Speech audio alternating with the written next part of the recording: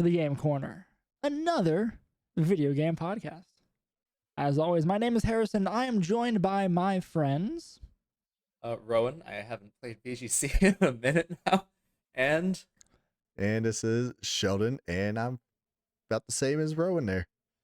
it's all about that. It's that drought, man. I have played Malamar. That's a lie. I played a little bit of Malamar. Yes, I've been the same. A lot of fun, barely counts. So have I played proper VGC format You more did recently last than week, you didn't you? guys? Yeah, You might have, if you've streamed recently. Yeah, I've like been purposely trying to detox. It's like We got like, a month. We got a month Dynamax is a worm in my head, and also I was just burned out after World Cup. I played my and first Series 12 and last Series 13 match. Last weekend. No, this past weekend. Like 2 days ago, 3 days ago. Yeah. And I lost. Ooh. So that's my whole Series 13 rant, guys. It's been real. No, I'm done. It's You did it. You either mess around and have fun with it, or you take it seriously and then you get real frustrated with yourself. I lost in the finals of the Malamar League, but that was fun to get there. I won the semifinals on a freeze, and then I lost the finals on a freeze, so it was just kind of balance in the universe. Yeah, that is karmic balance there. Yeah. I like it. Even up scales. What else is new? If you guys have played Malamar and that's it, what other fun games have you guys been playing? You know I'm an MMO addict. That's pretty much it. Oh, they what was it? They put I literally played 2 other video games.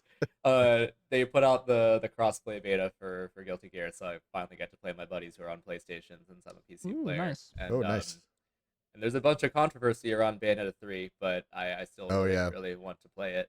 So Is it out yet, or is it soon? no, it's this Soon? month though. Somewhere Okay. in the month. Right, end of October, beginning of November. I forget. Yeah. It's pretty much a single player fighting game, so I Yeah, but it's a That's fun fair. game though. And on that note, there's controversy in a lot of video games right now and in general. Yes. That's Twitter in a nutshell. That's also Twitter's all about drama. But I think that's for another episode, maybe another podcast. A different podcast. Anyway, when there's fun controversy around Pokemon, to be fair, we tell ourselves a video game podcast. We should maybe talk about some of that stuff. That's another time. Anyway, we have a fun episode in store for all y'all. We have been threatening to do this for 16 episodes now. And here we are. We're going to go, as you guys saw in the title, back to basics. So we have been talking. I have had some feedback, from some friends saying that we talk a lot about Pokemon, but we don't necessarily, or we talk at a high level, or higher than the casual. Do we now? Yeah, for some Oh, people. Express that ego. I'm sure others would definitely disagree with that, but it's about time that we explain how this game works. So what we've been really wanting to do is make something where like this game, like it changes from game to game, from generation to generation, but there are some things that always stay the same or change very slightly between games, and those are like that. Those are the reasons why the same people keep winning world championships every year, right? Yep. It's because the same basics are there. So we wanted to make something where like this can last, and even when Scarlet and Violet have been out for 3 years and they're making Pokemon Gun and Pokemon Bigger Gun, like I don't know, like you missed that for Sword and relevant. Shield. It was supposed to be Sword, Shield, and Gun. Well, I guess that'll be the remake. Yeah, I don't know. Yeah, Anyway, point being, we want these videos to be where you can watch them before or during any gen, and like the same basic lessons will still be relevant. You'll still be able to use those as a foundation to like know what's happening when you attempt to play competitively, because it's a whole different beast than when you play through the main game and bop the Elite Four by pressing A a bunch. Hey, you don't know. Maybe in Scarlet and Violet, they actually teach you how to play the competitive side of the game. In Scarlet and Violet, they I heard in a leak that they will just contact Wolfie and he will play as the champion for everyone Oh, Oh, Every single individually? person, Yeah, Yeah. that'd be really Yeah, cool. you don't get to beat the game unless you can take a game against him. Yeah. That would be fun. Yeah, I'd be up for the challenge. he's gonna be busy. That's his full time job There's a queue. There's a queue. forever. Okay. I'm gonna just reset it to Elite Four every day then, just to make Just to Wolfie play. try and get it to Wolfie. Yeah. Well, no, just to make him play. There you go. Like, not even try to beat him. I just want to make him. Wow, that is torturous. Yeah, I think I just imagined a really dystopian situation there. Well, it's dystopian because what you're missing is you have it's Wolfie, Aaron, and James. Okay, he gets help. That's Go fair. check fair. out their Yeah. podcast as well. Yeah, Trophy Garden. yeah. They're Take the free Yeah. the whatever. free plug. Yeah. You're welcome, guys. You're welcome. Y'all are welcome on our podcast anytime. Anywho, let's talk about Pokemon and what makes Pokemon Pokemon. So we're gonna assume that you've played a Pokemon game. Like, you don't even have to have beaten it. We're gonna assume that you caught them, that you sent one out into battle and forced it to fight to the death, as one does. You clicked some buttons and it did some moves, but that's all we're gonna assume. We're gonna really start from the ground floor outside of that. You know theoretically what Pokemon is. Yes. You are vaguely familiar with them. Yes. So you can think of them as a cute little critter that fights to the death on your command. However, you should, if you're taking it seriously, you kind of want to abstract that a second, be cold, unfeeling, and think of them as a piece on a game board that has 6 stats, 1 or 2 types, and 4 moves. We'll talk about the 6 stats in a bit. That gets a little in depth. The 1 or 2 types are from the pool of 18 moves. That's like the fire, water, grass, rock, paper, scissors thing you've been playing forever. You probably had Hop screech at you repeatedly that you figured out how to click the button that says super effective. So, good job. You've already figured that one out. If not, there's a big complex chart about how those types interact. We can talk about that in a sec too. And then moves. And those are what your Pokemon knows and what they can do to clobber each other. Yep. So That is the bare bones what Pokemon is. keeping it simple, it is just that. It's a math game though. Let's be real. It is all We're doing math. And we'll definitely. I don't know that this episode will be our No, big numbers math episode. I don't think so. no. We will have a section that's on getting that detailed. later. Yeah, we're It gonna. can be math. You can just close your eyes and press random buttons, and you might have a chance of beating someone. Well, If you don't know what you're doing, they don't know what you're doing. that's also Exactly. That's big brain play there though. statistics, the other side of math. So again, to reiterate, Pokemon 6 stats. We'll go through those in a moment. 4 moves, 2 types. Up to 2 types. They might only Yeah. have 1. Yes, up to 2, 1 or 2 types. And that's all Cool. it is. Well, So- plus abilities, plus items too. But Yeah, we'll get that's Yeah. that's diving a little further. Those are extra. So talk about moves. I think moves make up the Pokemon. Like, they have properties as well, and so I feel like we have to Mm-hmm. like none of the Pokemon's properties make sense unless you talk about the moves. So they have and they can do all kinds of things. We talk about I just said that moves are what you use to clobber your opponent.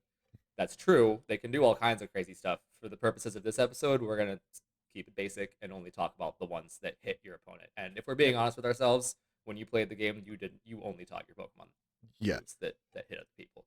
yes. You got rid of Tail Whip immediately. You got Tackle, Water Cut, Bubble What is Beam. protect? Why do I want that on my Pokemon? Like, that's insane. Useless. Exactly. So yeah, we're just gonna stick to ones that hurt the other Pokemon. So moves have a few properties. It really is just a few. There's the power. We call it base power because there's a bunch of other stuff that goes into power, but Mhm. the move itself has a power. Moves also have one of those 18 types. So this is where the rock paper scissors comes in. The Pokemon that attacks, the type of its move is applied to the type of the Pokemon that's being attacked. So everybody knows Charmander. Charmander is a fire type. If it gets hit by a water type attack, it'll take 2 times the normal damage. But if it gets hit by a grass type attack, it'll take half that amount of damage. And then there's some Pokemon that take no damage from certain types. So if you're Ghost, you don't take any damage from fighting, for example. And then finally, physical or special. And this is something that I think this is the first thing we're talking about that people might genuinely miss when they're playing the game. Yeah. Also, so like physical and special are like in terms of lore, they're just am I punching you or am I shooting something at you, right? Like fire punch is physical, fire blast is special. But for our purposes, it determines which of your stats determine how much damage it does. And we'll get into the stats in a second. And then last bit for the moves is accuracy. So Yes. when you're looking at a move, you'll normally see two numbers. One is base power, like Rowan mentioned before. The other one is accuracy. A bunch, most of, maybe 98% of the moves in the game have 100% accuracy for attacking moves. And then moves that we kind of hinted at, like not special, status moves like protect or tail whip or whatever, have tail whip. No, it has accuracy. Ooh. Some moves have no accuracy because it doesn't matter, right? Accuracy is not actually an important part of that move. Yeah. And then beyond that, accuracy and base power, I'm pretty sure, both go in increments of 5. So 100. Bottom line, but accuracy is just a percentage, right? So bottom line, Yes. it's does my move work? Does it hit? Yep. If you have a move with 90 accuracy, that means it has a 90% chance to hit, which means there's a 10% chance that you will click the move and nothing will happen, which is rough, and that's how the game is balanced. And as a fun aside, all VGC players know that 10% is really like 40%. That's a lot. Yeah, you'll learn very quickly while playing that if you can win with 100% accuracy on a worse move versus 90% on a better move, you choose the one that'll win. Looking at you, Groudon and Precipice Blades. Yeah, but yeah, no, it also, so like you'll generally have the stronger the move, and there are exceptions to this rule, of course, like everything, but generally the stronger the move, the lower the accuracy, and that's how you kind of have to weigh your decision making. Yep. As you play. Yep. So yeah, go ahead. I was gonna say yes, and to reiterate that, right? Rowan said accuracy is percentage, whereas base power is not percentage. That's just an actual number. You still look at it. 100 is a lot for every number we're gonna say today, I think. But it does vary wildly depending on what number you're looking at, right? Yeah. So to give you like a bit of a baseline, like a reference point, a weak move you get at the beginning of the game that you probably wouldn't use in competitive, like Ember, that has a base power of 40, I want to say 40 or 50. I thought it was about 30 or 40. I thought. I think tackle might be 30. That might be right. Yeah. Anyway, we have the internet. Hold on. Yeah. I mean, what you get the point. It'll be in that Ember's kind of range. 40. Ember's okay. 40. Okay. But Dang it. there you go. Yeah. So a weaker move is like that 30 to 40, maybe 50 range. You might have a move that like actually is useful because it does something else and damage isn't its thing. It might be in that range too. But whereas like a mid powerful move, like a pretty strong one that still is 100% accurate, like Flamethrower, that's like 90. Yeah. In that range. And then something really strong that can miss or has some other drawback might be like Fire Blast has 120, Hyper Beam has 150. Then you're getting into really strong moves that generally have drawbacks either in terms of accuracy or hurting you or making you miss a turn afterwards or anything along those lines. Yep. So that's moves. Yeah. So we both said stats. so at the same time. Ooh. I feel like we're trying to talk about the same thing, so go ahead. We're looking at the same document, so yeah, I think so. So a Pokemon has 6 stats, right? We mentioned that before. It's going to be attack, special attack, defense, special defense, HP, and speed. Okay. I think the actual order of that on the game is HP, attack, defense, special defense, and speed. Yeah, I grouped them in this order because attack and special attack and defense and special defense are the same thing, just for different types of moves. We talked about physical and special earlier. Each of those those stats correspond to moves of those various types. Yep. So every Pokemon is going to have some number in all of those stats as a base stat for that species of Pokemon.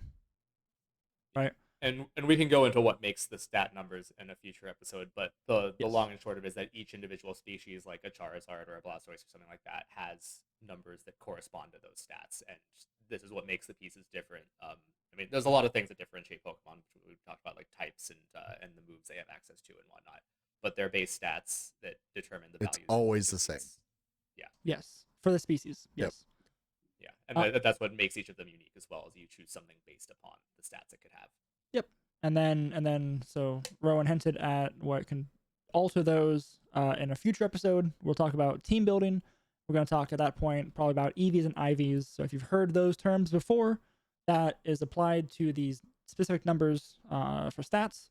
And the short version of it that we can say now, or we'll say now, is they will basically increase the number that the value of that stat, right? And then your individual Pokemon, so like 2 Charmanders, could have 2 different attack stats. That was because one was trained differently, right? Had more attack IVs or EVs associated with it. Yeah, we'll get into that in the next episode. The reason for that is that like there's a lot. It's a lot. There's a lot. It's complicated. Yeah. Yeah. This is the simple terms. Just looking at it, it's just this number's high, low. This is what it always is. Mm-hmm. Yeah. So in general, it's like the base. It's the base. You know? Exactly. Yeah. As the stats, it matters how you get them. Obviously, like you can change these stats on any given Pokemon, but we're going to talk about more what they do, and then in next episode we might talk how you get them, how you change them, how you choose to invest, because this is as much a building game as it is a strategy game. Yep. Correct. So to go into it, we said that moves can have either physical or special attribute, I guess, associated with them. So physical is for attack and defense, and then special is special attack and special defense. Obviously, the attacking stat will be based off of attack, and it'll go against the opposing Pokemon's defense stats for that specific type of move. So obviously, the higher attack you have, the more damage you can do with physical moves. The higher special defense you have, the less damage you'll take from special moves, and so on and so forth.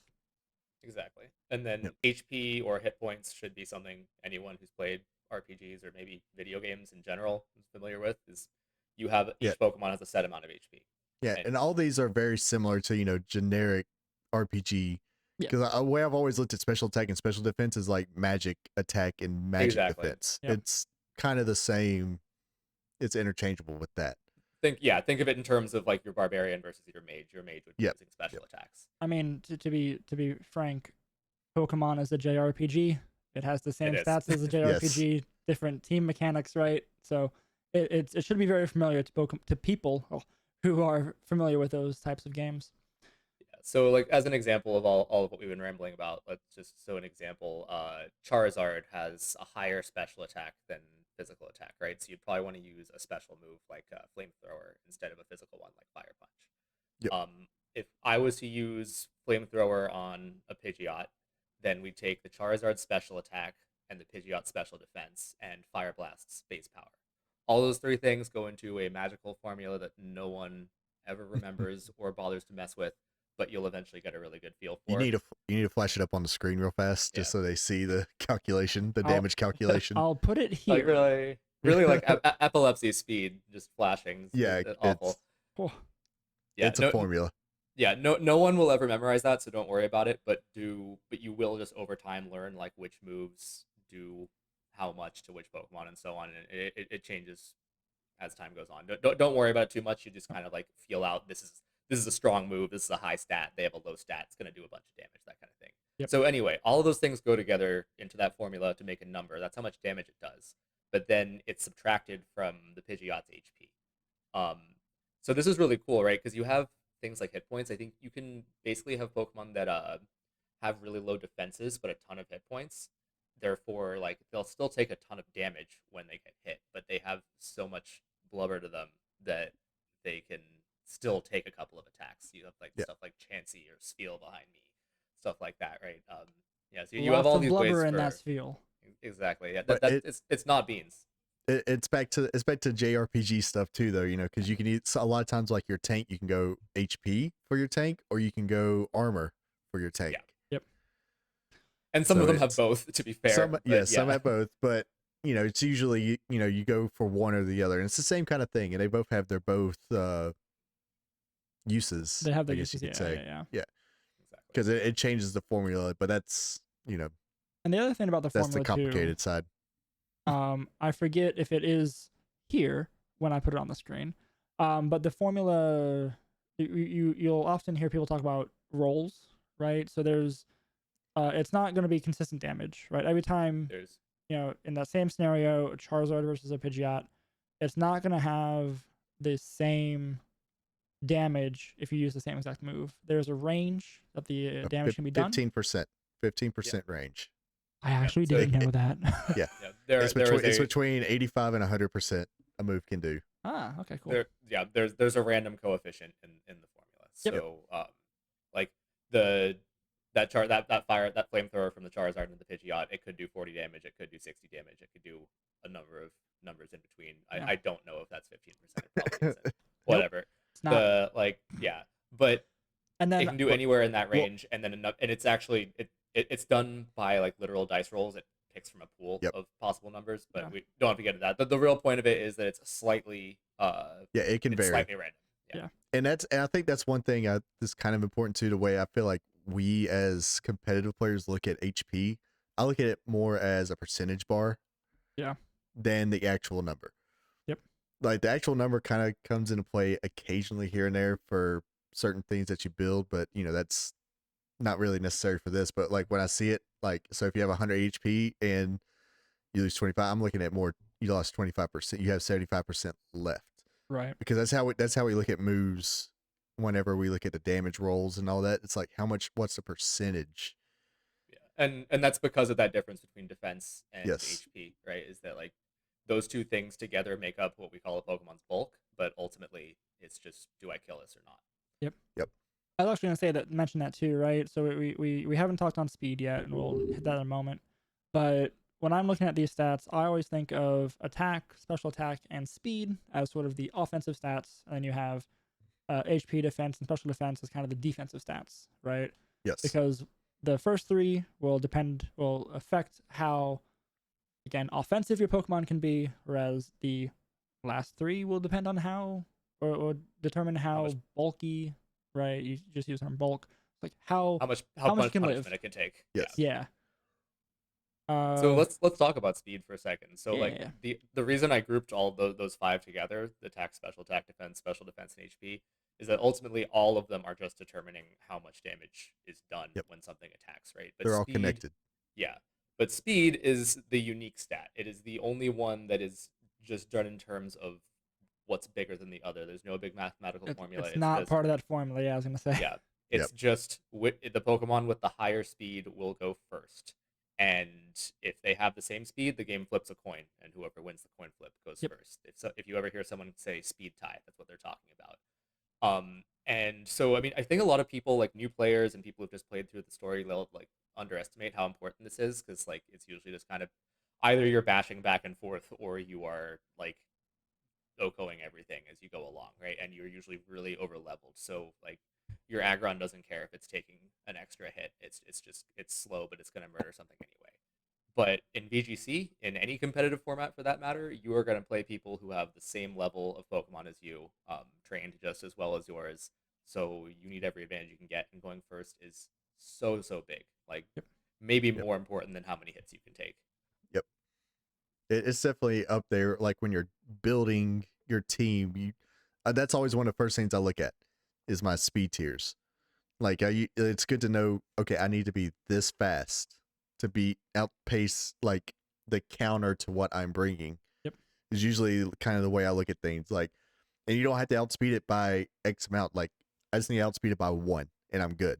Yep. And a lot of times that's where I'll start my team building is okay, this speed is this speed is that. And then I can figure out my attacks and my defenses from there. But speed is so important. Sheldon mentioned speed tiers, which we'll probably touch on again in the team building episode. Yes. But as a quick answer to what that is, so going back to the base stats of every breed of Pokemon, they all have a base speed, and then the speed tiers you'll hear people talk about is determined by what that species' base speed is, and then what its max speed can be based off of IVs, EVs, and abilities. Natures. And then also its lowest speed.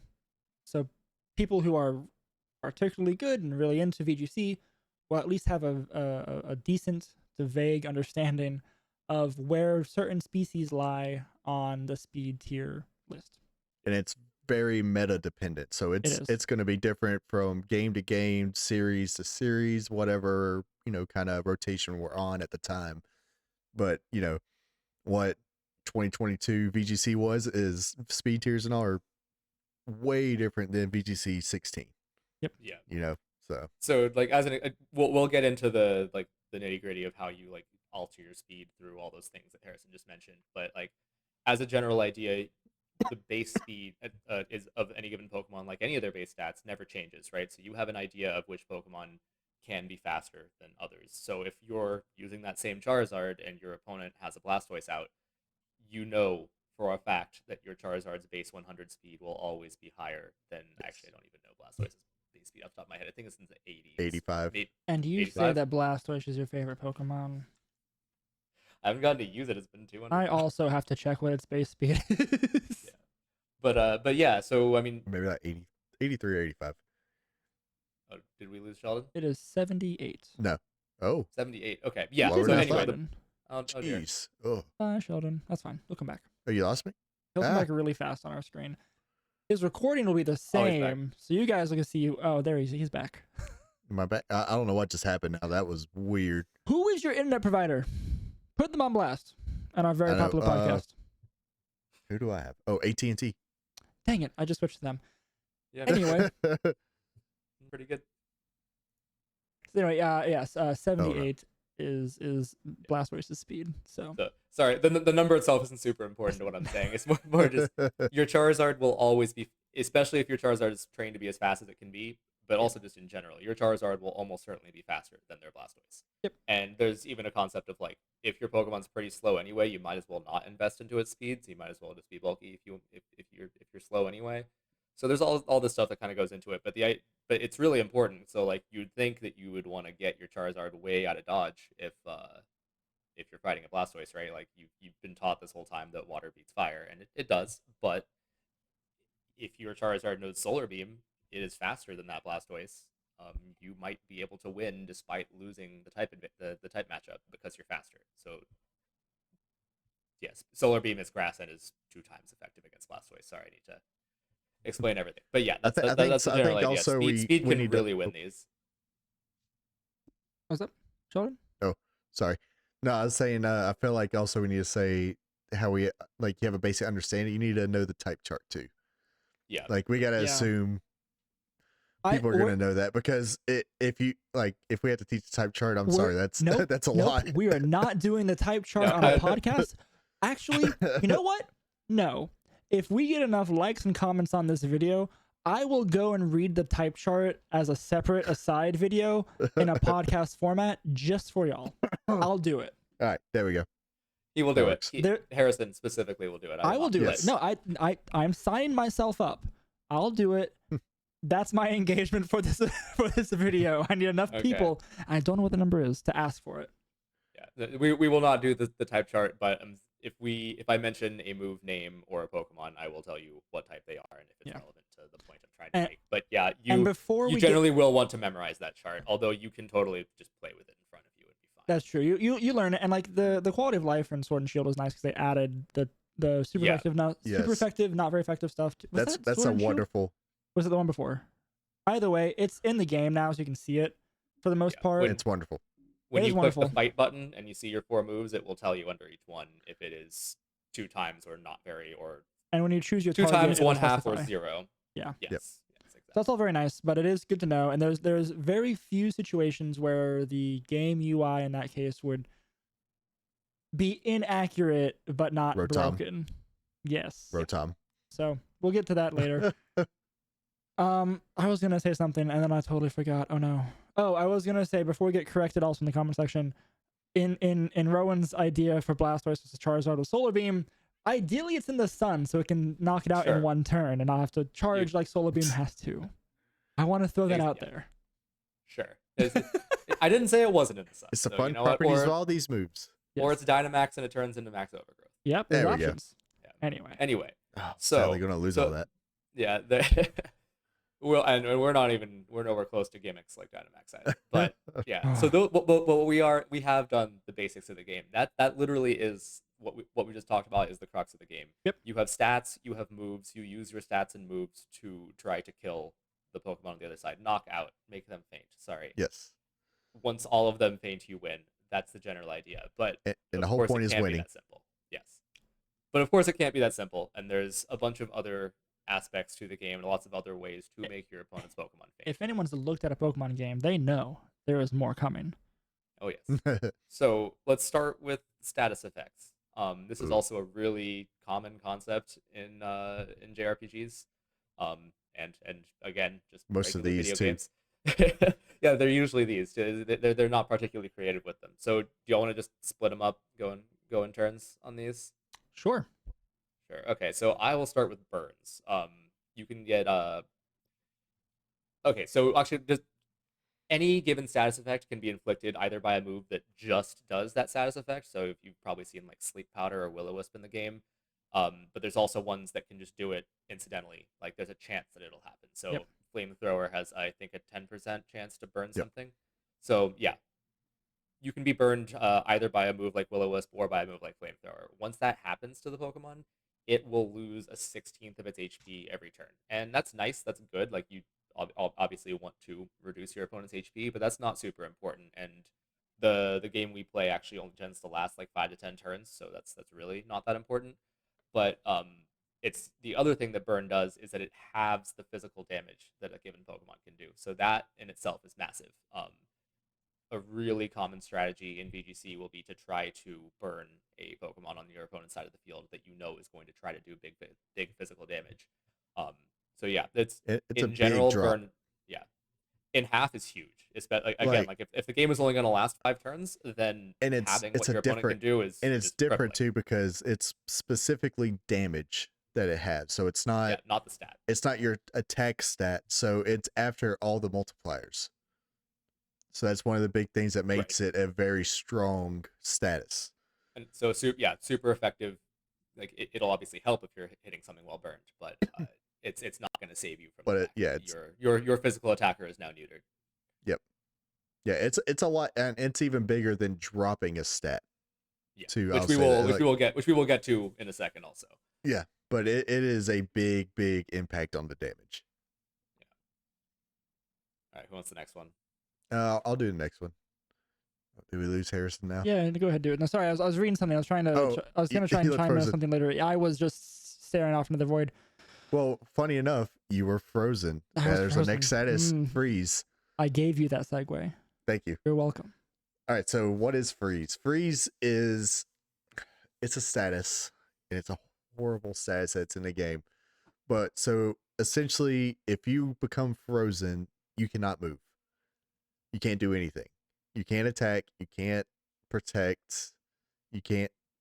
You can swap them out, but your Pokemon is just stuck on the field, hoping it unfreezes. And there's a 20% chance that you thaw during the turn and can attack, which is horrible. Like, so you have 20% chance. 20 out of 100 times your Pokemon can move if it's frozen. Yeah, so it can go on forever. And again, forever. If the game only takes 5 turns, then you can be frozen. You'll probably just be frozen until you die. Yeah, because it's worse than a coin. It's way worse than a coin flip. It's like over twice as worse as a coin flip. Like it's such a bad percentage that it. And granted, a lot of times it is a low chance to get frozen in the game. Yeah, so freeze is definitely the most powerful condition in the game. And it's got to be the rarest too. Yeah, I was gonna say it's not used very often. Because it's that powerful, they did not add any moves like Sleep Powder or Will-O-Wisp. I think there's 2 that have a 30% chance, right? Or maybe Sheldon. 3. Oh man, this sucks, man. All right. Oh, you lost me again? Yeah. He's still talking at this point too, which is very funny. We just don't know what he's saying. You can add this in. Yeah, there it is. There you go. All right. Oh, no. So what I was trying to get at is because it's so powerful, there are no moves that just inflict it. So you are depending on. I think there are no moves that have higher than a 10% chance to inflict. I think there's 2. There was There was a rumor that Blizzard's a higher one. Blizzard's a higher percent. I think so. I think it's 30%. I can check it in 2 seconds here. Blizzard. No, it just says this may. That's the Cerebe's all not giving me that full readout.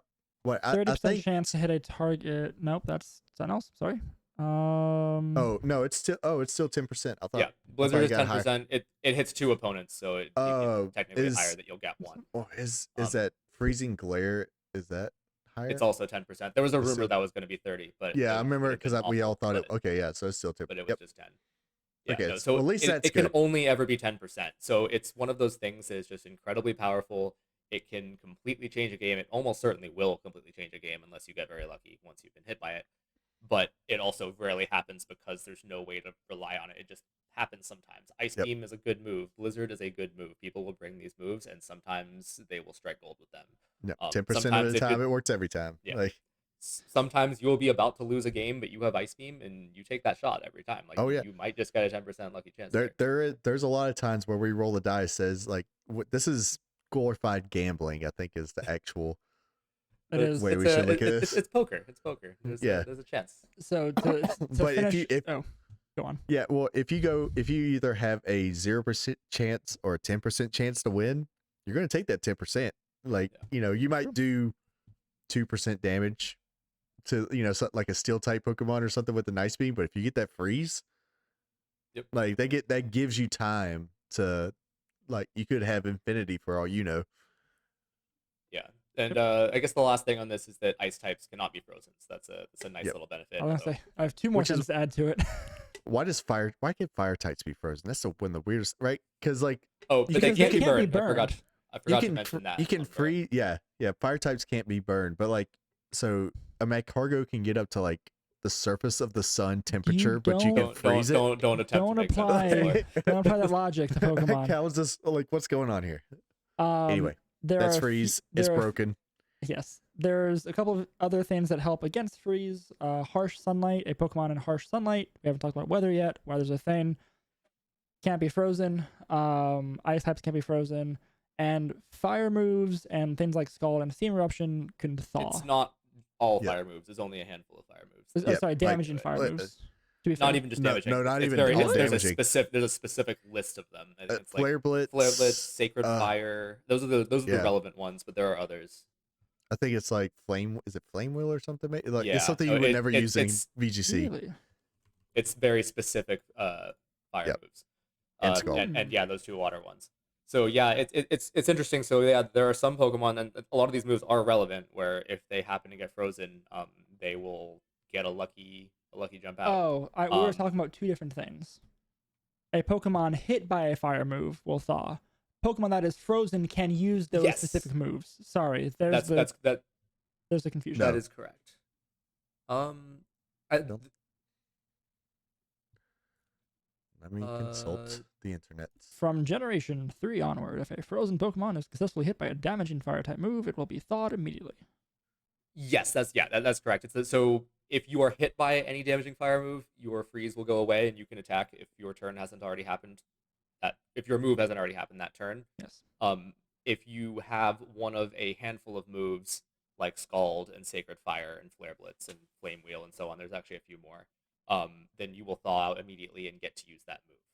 So a bunch of those moves are very real. People will keep them on their Pokemon, so it can be nice if you end up in that situation. But the fact we have confusion on this episode shows how often this happens. Like, that's a fair point.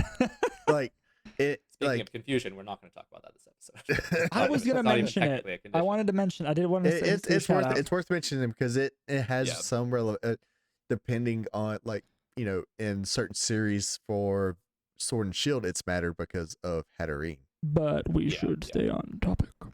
Yes, on topic. So, we're done. I think that's everything for freeze. We're done with Frozen. We're going into Paralysis. Paralysis is extremely powerful, more popular than Freeze for sure. It has a Pokemon that is paralyzed, has a 33% chance to be unable to move that turn. So 1 out of 3 turns, your paralyzed Pokemon will do nothing. Effectively frozen. Effectively, yes. And also a paralyzed Pokemon has its speed halved as well. So it's gonna move slower. We have to go back to speed in a moment, but that's later. It'll move slower based on its speed, and then by half, and it could not move. So yeah, it sucks. Yeah. It's slower, and it might not. It's slow if not completely unable to move. Yep. And yeah, so that's incredibly powerful. There's a move, unlike Freeze. There's moves like Thunder Wave and Stun Spore that will just inflict it as long as they hit, and so it's very easy to apply. And honestly, it's hard to say which of those effects are more powerful. Like people will do it for both. They'll say like I would like the speed advantage. You may not even have like a really good reason to do it. It's nice to have on there. There's a 1/3 of the times my opponent won't get to do anything. Yeah, that's just icing on the cake with Paralysis. Like I've always been a fan. I love Thunder Wave and using it. Like a lot of times, it's just the cheese of it because you don't know what's going to happen. You're really playing the odds. And to set this in and also it's just another personal way I feel about it. It's like because if you hit it and you inflict a paralysis, unlike a speed drop, it's permanent. Like they're not getting rid of that status. Like once you inflict it, it's a permanent speed drop on that Pokemon. Yep. So even if they move every turn, you know what their speed's halved for the rest of the battle. Yeah, that's something to keep in mind about all the status conditions we're going to talk about here. We might move. They just don't go away on their own. Yeah, these are the non-volatile 5 major status conditions. Yeah, that's the you're on Bulbapedia, I see. No. Well, it makes sense though, right? Because but yeah, they're permanent. They are applied. You'll see them on your party screen. If you swap your Pokemon out and it comes back, it will still have that on it. Yep. And then to keep with the trend, electric types cannot be paralyzed. So moving on, Poison. Said Freeze is the most powerful. I think Poison is the weakest condition in the game, to be honest. 100%. Yeah. You probably especially in VGC. We'll add that caveat because Toxic in singles is a very strong move. Yes, that's very true. Yes. That's true. Yeah. But in VGC it doesn't work. Because I keep on saying that. So basically, just the effect of Poison is that your Pokemon loses 1/8 of its maximum HP each turn. There's actually a special version of this with the move Toxic where it starts at a 16th and then doubles every turn. So that sounds like a lot if you think about it, but again, this game only tends to last for about 5 turns to wipe out your opponent's entire team. And if you swap, you reset that clock. Yeah. Yep. So yes, you do double the damage of a burn, but the burn is not the damage is not why burn is good. So it's effectively just not very strong. Yeah. When you were playing in the main story, it was probably really annoying if your Pokemon got hurt as you walked. I think they got rid of that. They got rid of that. They finally got rid of that. Yeah. Anyway, yeah, or just like any bit of damage is annoying when you're playing the story mode, and if you play certain formats like singles, then those can go for tens, if not 100 turns. I've seen them go for 1,000, like thousands of literally thousands of turns. I don't like this timeline we're in. Yeah, this is why it's not a Smogon podcast. Anyway, so there are cases where Poison is good, but in the game we play, it is not. Generally, you won't see people go for Poison directly with a move like Toxic. You'll see them go for it. You'll see them just do moves that might. It'll be a byproduct. Like Sludge Bomb has a chance to poison. Yep. And if it happens, sometimes it's great. Then again, it can happen, and you're like, oh no, I wanted to put that thing to sleep, and now it's poison, and I can't. So you take the move Sludge Bomb because it's base 90 power and because it never misses. And yes, it has the chance to poison your opponent and do even more, but that's not the reason. That's pretty much it on Poison. Yeah, it's just a minimal chip. If it's just a bonus thing if you want it. And then sometimes doesn't do much. Right. And poison types can't be poisoned. Steel types can't be poisoned. Yeah. Oh, that's the first one that has 2. Except for corrosion, but that's ability. Corrosion. Yeah, we needed touch abilities. There are some abilities that also help with these, like immunity for poison. There's an ability for everything at this point, I think. Yes. So the last one is Sleep. I guess it's your turn, Sheldon. But Sleep is it's like the last thing I had. It's kind of like Freeze. So if you're it's a more balanced version of Freeze. It is a better version of Freeze because there's some predictability to it. So sleep has the same thing where you can't move. So if you're asleep, you can't use an attack. You can't do anything. It'll just say your Pokemon's asleep. But you can still swap them out, so it's not like it bars you from. It's not like a recharge move, like Hyper Beam would be. But you can't move, but there's a timer to sleep, unlike Freeze. So with Freeze, you're just hoping for a 20% chance to wake up.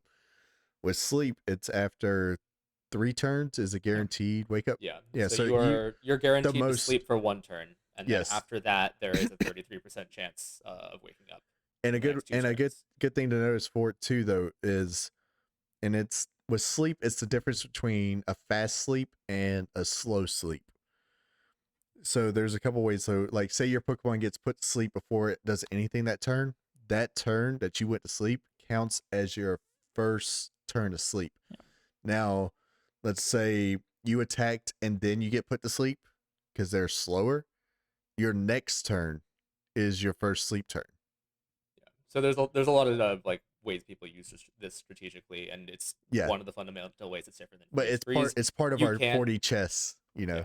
Yes. You can, in theory, get frozen by someone faster than you, and then your turn rolls around, and then immediately thaw and attack. Yes, you have a chance. Whereas if you get that 20% roll, whereas with sleep, if someone's faster than you, they can put you to sleep. You don't get to move, and then they can kill you next turn, or maybe their partner Pokemon can kill you that turn once you were unable to do it. So there's a Pokemon called Venusaur. You probably know about Venusaur. Venusaur can move very quickly in Sun, so a really common strategy is to make it move really fast in Sun and put something to sleep so that its partner can knock it out. And on the other side of that spectrum, you have a Pokemon like Amoonguss, which is a very slow mushroom that has access to the move Spore, which is super powerful because it is a 100% accuracy sleep move. But to make up for that, only a couple of Pokemon in the game get it. Amoonguss is one of them, and it's very slow. It would be really scary if it could do that with 100% accuracy quickly. Yes. But what Sheldon's getting at there is that because it's slow, it takes a hit from you, and then it puts you to sleep, and then you are guaranteed to be asleep the next turn because you haven't taken that mandatory turn of sleep yet. So so what's the percentage? So your second turn, you have a. It's actually. Yeah, I mean, I was having trouble finding this online actually, but I from what I saw, it actually doesn't change from turn to turn. It's just statistically you're more likely to have woken up at each point, but it's actually just a third chance each time. Yeah, it's a third chance. That's what I thought. That was a third. So you have a 1/3 chance to wake up on your second turn. Yeah, and then another third on the and then another 33% chance on your third turn. On the fourth turn, you wake up. Yep. Yeah. But if you're asleep after that one, you're going to wake up on that fourth turn. Yeah. So there's if you ever see someone like do something risky after they've been asleep for a while, that's wise because they know, even though the little SLP icon will be on your Pokemon's bar. With some little Z's. Their eyes will be closed. Like which is such they let you know it's asleep. Yeah. If you see X Pokemon is fast asleep for 3 turns, the next move you can act with the knowledge that you will 100% wake up. Yep. You know what's going to happen. So that's the difference between it and Freeze. Yeah. At this point, if my dice rolls haven't gone my way, it's going to happen at this point. Yeah. So that's what makes it way more balanced and, at least competitively like healthier than sleep turns are still scary, but yeah. Yeah, like that's not a high percentage either. Like that is a real roll in the dice kind of moment. And even for the person that puts something to sleep, like you're playing odds. Yep. And we talked about you said earlier how 10% feels like, you never hit if you just lose 10%. But I don't know about you, but so many times my opponents will wake up on turn 1 to sleep and I'm like but you get all 3. Yeah. But it's just this game we play, and it's like that. It's just these percentages, and you're gonna learn that as we talk about anything with numbers and basics in this game. It all comes down to these percentages. Yep.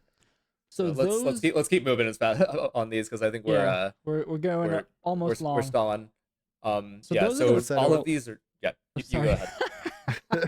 Those are the 5. I mean, we said non-volatile. That's what it says in Bulbapedia. It makes sense. the 5 status conditions that you'll see on the little Pokemon bar. There are 2 more that exist there's in also Legends Arceus. one more thing about sleep. There's one thing you can do. You can snore and you can sleep talk. That's true. There are 2 moves you can use. Not too often in VGC you see those coming up, but there are ways that you can move during sleep. Yes. So there's 2 other of those types of status conditions. They're Frostbite and Drowsy. Those are currently only in Legends Arceus. That game, there was so they're not relevant for us. Not relevant for us now. There was like talk in theory that it might come to VGC or their main games. We'll see in a month. And then there's a slew. There's like 40 other status conditions that could exist in the game. Those would go away if you switch out your Pokemon. Those are things like Confusion, Encore, Drowsy, Rooted, Minimized, Taunted, Thrashing. Yeah, now I'm glad you've got the Bulbapedia up because I don't remember all of those. Yeah, well, I mean, I'm just staring at them, and I remembered some of those off the top of my head. But anything that doesn't have the little icon on the Pokemon's little status bar and just has some sort of effect on the Pokemon itself in the game, those will switch out, or those will go away if you switch out your Pokemon. Those have varying effects.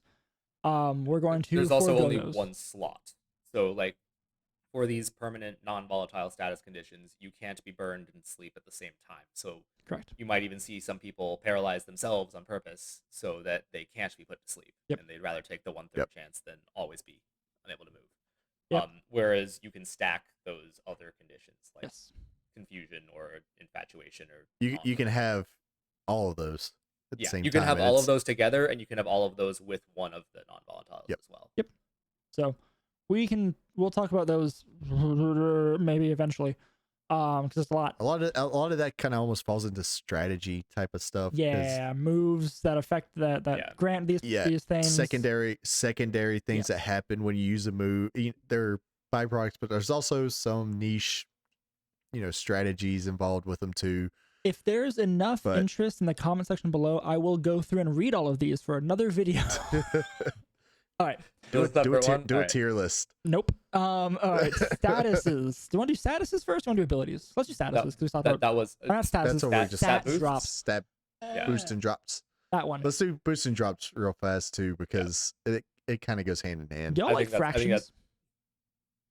Yes, I love fractions. I think of these in terms of multipliers instead of fractions, but yeah, it's the same deal. Yes. So when you played this game, I was saying you probably only had attacking moves on your Pokemon, right? If something changed your stats, why would you care? Like it probably wasn't actually worth doing. But in VGC, in actually any competitive Pokemon game where we're all the same level and we're all trying to like get an advantage in here, moves that change stats like raise or lower them are actually massive. Swords Dance increases your stats by increases your physical attack, agility increases your speed, and then you can have moves that lower them as well. The reason that Harrison brings up fractions is that it's kind of, you do have to kind of learn how this happens mathematically. They happen in what are called stages. So it's not a flat multiplier for each one. Rather, your speed can be, or any given stat can be raised or lowered up to anywhere from 1 to 6 stages, and each of those corresponds to a multiplier. So 1 is 1.5, 2 is 2 times, 3 is 2.5, 4 is 3 times, and 5 is 3.5, and then 6 is 4. So it goes up by 0.5 each time. But each stage. But it's interesting to think of, right? Because like if you think of +2, you think I'm going to double this. I'm going to double my speed. I'm going to double my attack. But if you think of +4, you might, like in your head, that you might jump straight to ×4. That's actually not true. You jump to ×3, and that can really throw off your mental math. So this is just one of those things you have to get a feel for as you play the game. Yep. I think that's it for stat drops and boosts right now. Yeah, and it goes both ways. So it's so if you minus a stat, it's minus 1.5. Yep. And so and they balance out too. And like Rowan just said too, as you play, you start figuring that out. You can do the math in your head. It's like, oh, okay, my Pokemon speed is this. I'm at a -2. Okay, I'm at this now. Yep. And then because the game doesn't tell you, at least as far as Sword and Shield numbers, but it does tell you the stages. That doesn't tell you it tells you stages, but not the numbers. You can do some quick math. It's It's we play math. Yes. Yeah. Yep. Correct. Okay. That's abilities. I'm sorry, stat drops. Stats. My goodness. Abilities is next. So the other piece of information that every Pokemon has, that we kind of forewent earlier in the episode, is abilities. Every species can have one of, normally there's 2 to 3 abilities a species will have. Up to 3. Yeah. Yeah, you can only have one ability, but there are 2 to 3 options. Sorry, yeah, that's actually, what I meant. 1 to 3. Some Pokemon only have one possible ability, whereas others can have 2 or 3 possible ones, and you choose this when you choose your team. Yep, and normally you have 2 that are just their normal abilities, and then 1 hidden ability. Most of the Pokemon and most of the species have that set, I think. That's only relevant when you're trying to get the Pokemon. That's fair. Yeah, it doesn't really matter. For the purposes of competitive, you just have one of 3 choices. Yes. We need to have an episode on breeding too. Yay. Let's not have an episode about breeding. So wrong podcast. Yeah. Anyway, so you have different abilities. These abilities will do something, right? They can go anywhere from when you have less than 33% health, you have more damage on your grass type moves, to you can't be put to sleep.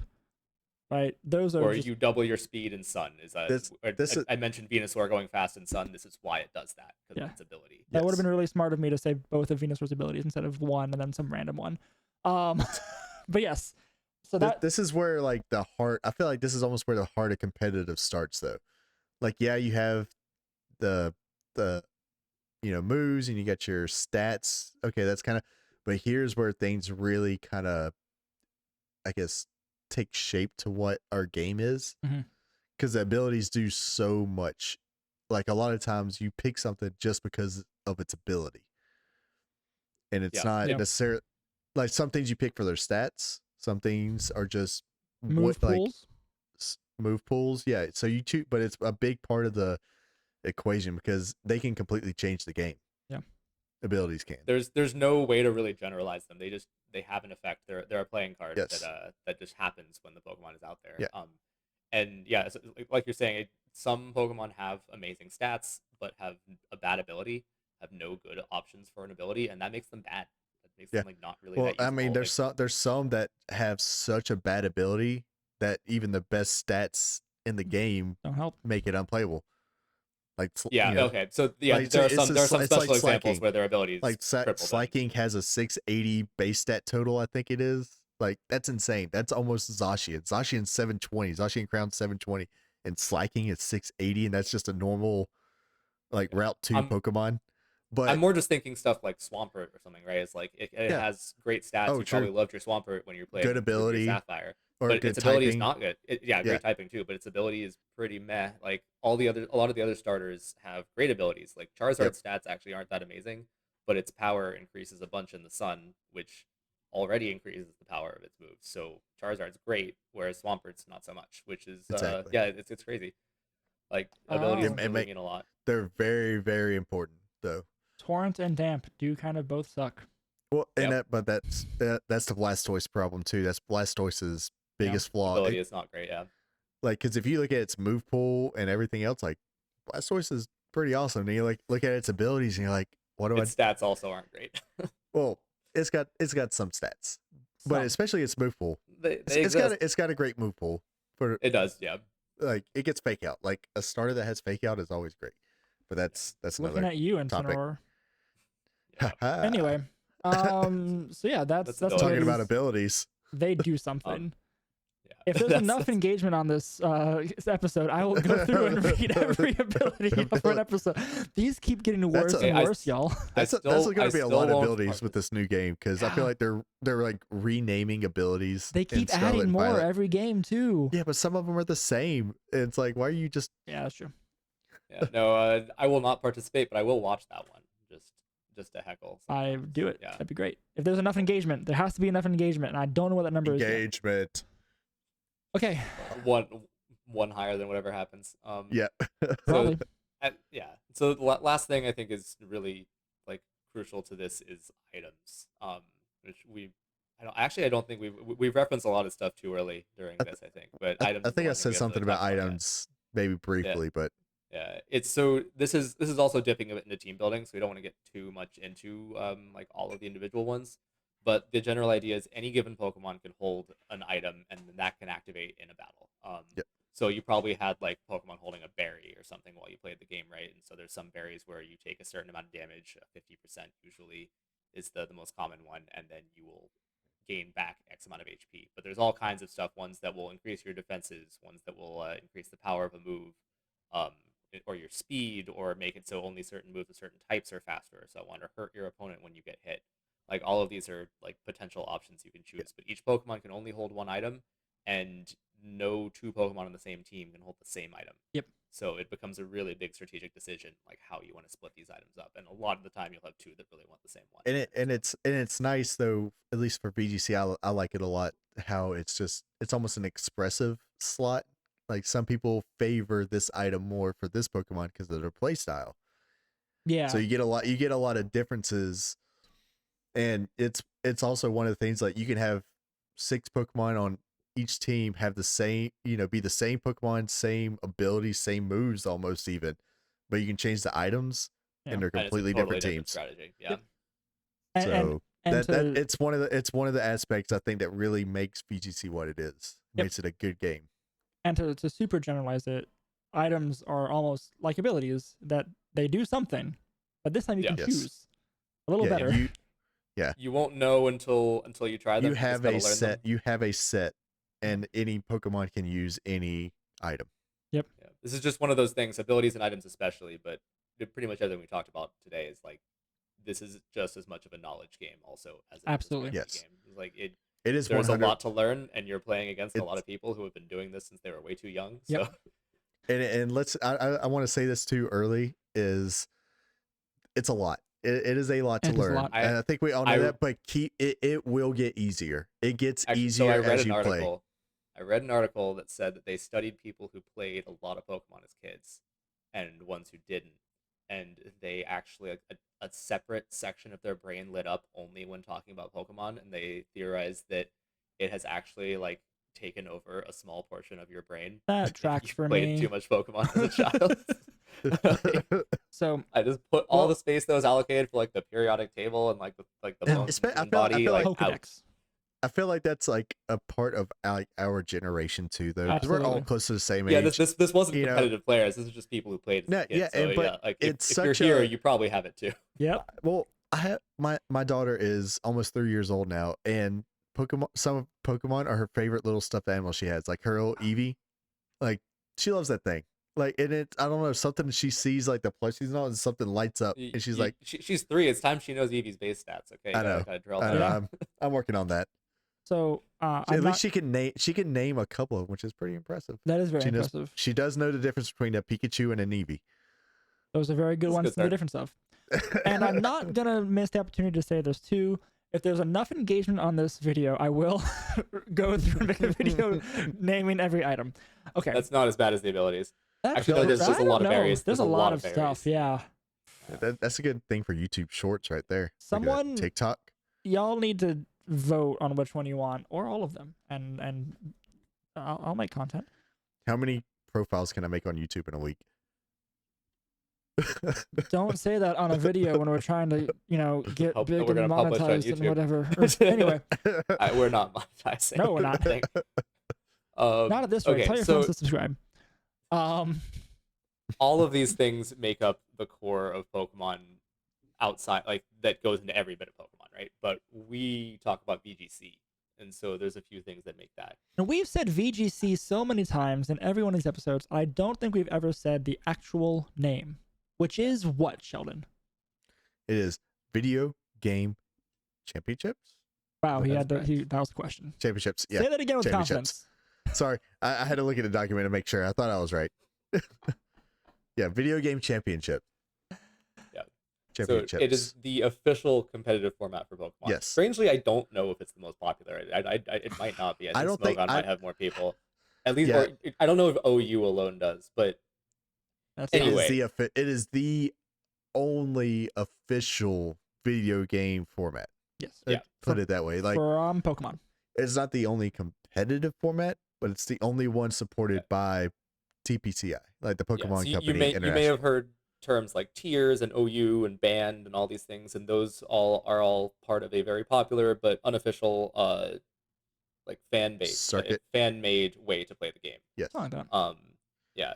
Whereas mostly revolved around what, singles. It's mostly just singles. Which is what most people are used to, right? If you play through almost any game you play will be bring singles, six, you play with all six one at a time. You can swap them out whenever. Yeah. So VGC is very different. You've probably only played a handful of double battles unless you played like Coliseum back in the day. So VGC is double battles. You have 2 Pokemon on the field at any given point, so that's like you double the amount of strategies, the number of like possible things that can happen. But the other big thing is what we call team preview. One of you guys go with that. So for team preview, it is basically turn 0 of a VGC match. You look at your opponent's 6 Pokemon. You look at your 6 Pokemon, and then each of you decide which 4 and in what order you'll bring your 4 Pokemon. So VGC is bring 6, pick 4, and you get to set out your 2 lead Pokemon, hoping that you pick, if not the better, then at least the best option for a lead against your opponent, who will also bring, again, 4 Pokemon and put 2 out first. So that's the big thing for team preview. You get, as you play this game more and more and more, you get used to it, you understand strategies, you understand the meta, you're going to look at a team and have some idea of what this team can do. You're going to know if this is a highly offensive, Charizard in the sun, a big attack, big fast, team, or it's going to be a bulky, slow Trick Room team, right? So you different options there, and you can kind of guess what those leads will be. And then your team, hopefully, and then you put out the best lead for what you think that your opponent's going to bring. Yeah, so turn 0 is a great way to put it. Like, it can be more impactful than an actual turn of the game. Absolutely. I've lost games in team preview. Yeah. So it's a really big balancing act deciding, like, I could lead with these Pokemon and I would win immediately if they choose those 2, but if they choose 2 other ones, then I don't. And so some of it's chance, but some of it is hedging your bets and deciding, okay, I'm going to choose 2 that wouldn't be as good in one particular scenario, but there's something I can do in every scenario.